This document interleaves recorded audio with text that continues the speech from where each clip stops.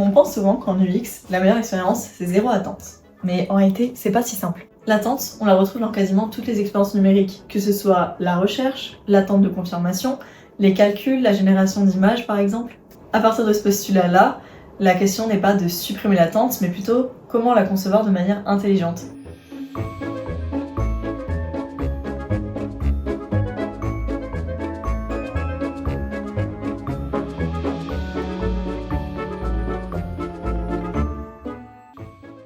Alors aujourd'hui, on est ici pour vous montrer 5 leviers qui vont vous permettre de changer un temps d'attente, souvent frustrant, en un temps utile et presque même agréable.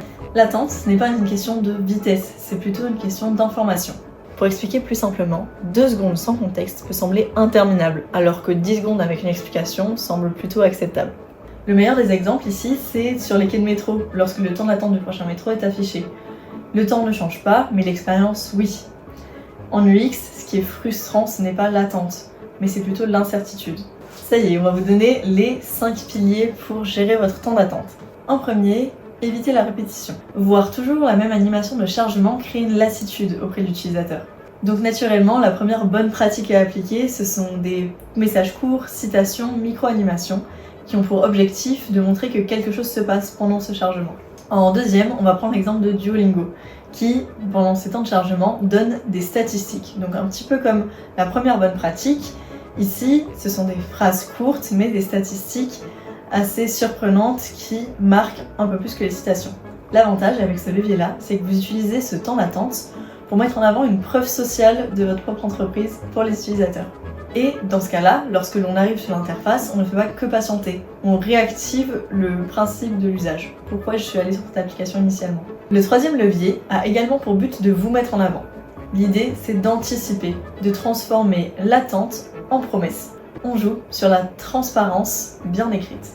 C'est-à-dire qu'au lieu d'écrire chargement, écrivez plutôt ce qui se passe pour l'utilisateur. Ainsi, l'attente devient un investissement, non une perte de temps.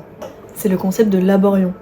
Un temps de travail légèrement plus long peut faire croire à un travail plus approfondi. Et ça, c'est car l'action de l'attente va être assimilée aux actions humaines. Plus de temps on passe à faire une recherche, plus qualitative elle sera. Le quatrième levier peut être ajouté au précédent que je vous ai présenté. C'est l'idée de personnalisation. Quand un système semble travailler spécifiquement pour nous, la valeur augmente. Que ce soit des messages courts, citations ou données chiffrées, le fait d'utiliser une donnée telle que le prénom ou autre donnée personnelle d'utilisateur permet de le rendre plus enclin à accepter l'attente.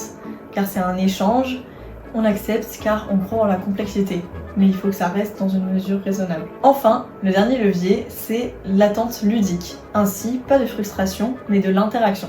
Un des exemples qui nous plaît le plus pour cette bonne pratique, c'est l'application Insight. Lorsque certains écrivent, un autre voit un carré au milieu de son écran qui lui demande de le bouger. C'est simple, interactif et ça réduit à la fois le temps d'attente, mais également et surtout la frustration. Évidemment, là je suis sûre que vous avez tous pensé aux dinosaures de Chrome lorsque nous sommes hors connexion, qui rend l'attente vraiment vivante.